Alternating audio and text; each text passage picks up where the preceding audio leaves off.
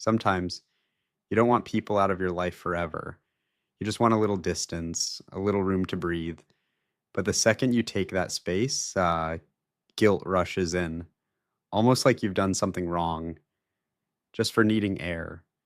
You ignore a message, you cancel a plan, you spend one day alone, and instead of feeling relief, you feel tension, a strange kind of emotional debt. Like now you owe something. So, why does your body ask for space while your mind punishes you for taking it? That experience usually doesn't look dramatic. It looks normal. You tell yourself, I'm just tired. You say, I'll reply later. You keep showing up, keep talking, keep socializing, even when your chest feels tight and your patience is wearing thin. And then later you feel irritated for no obvious reason. Small messages start to feel heavy. Even kind people begin to feel like pressure. And that's the part most people misunderstand. Like, you don't hate people, you're overloaded. But if you learned early in life that closeness came with responsibility, that love meant being available, that someone else's emotions were somehow your job, then space won't feel like rest. It will feel like betrayal. In psychology, this often comes from a mix of people pleasing, anxious attachment, and something called fawn conditioning. Fawn is a survival response, not fight, not flight, not freeze. Fawn, it's when your nervous system learns that staying connected keeps you safe. So you adapt.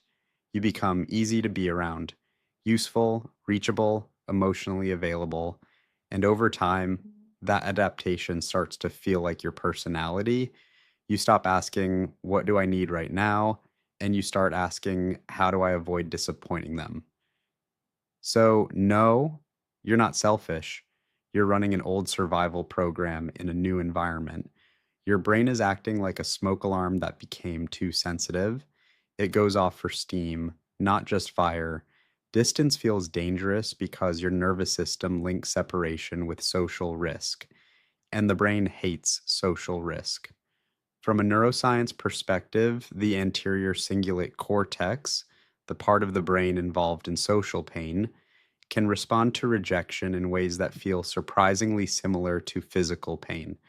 So when you pull away, even gently, your brain starts predicting disconnection, tension, consequences, not because those things are actually happening, but because at some point in your life, they might have. Think of it like this: your body is the battery, your guilt is the alarm, but the alarm was wired to go off before the battery dies. That's why you wait too long. You only take space when you're already exhausted, and that changes the way you recover. So, what actually helps? First, take space before resentment, not after. This matters because the brain learns through timing.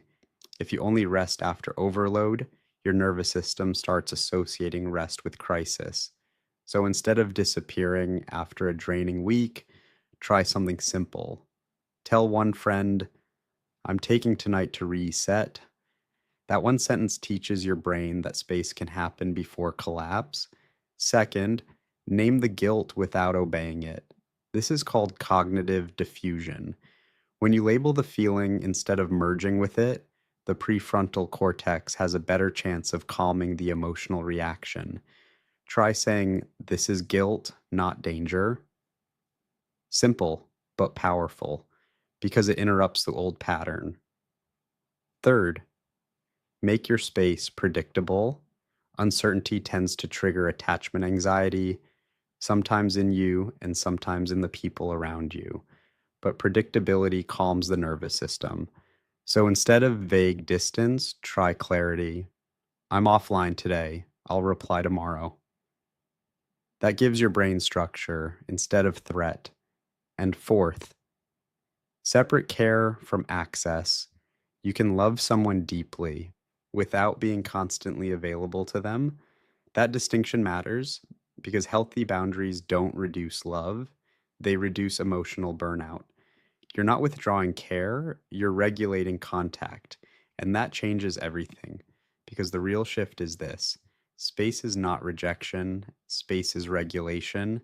It's not a wall, it's a reset. It's not proof that you care less. It's proof that you want to stay honest instead of becoming silently resentful. And maybe that's the deeper truth. You were never guilty for needing space.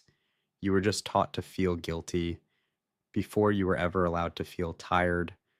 So the next time you need distance, don't ask whether it makes you a bad person. Ask something quieter, something more honest.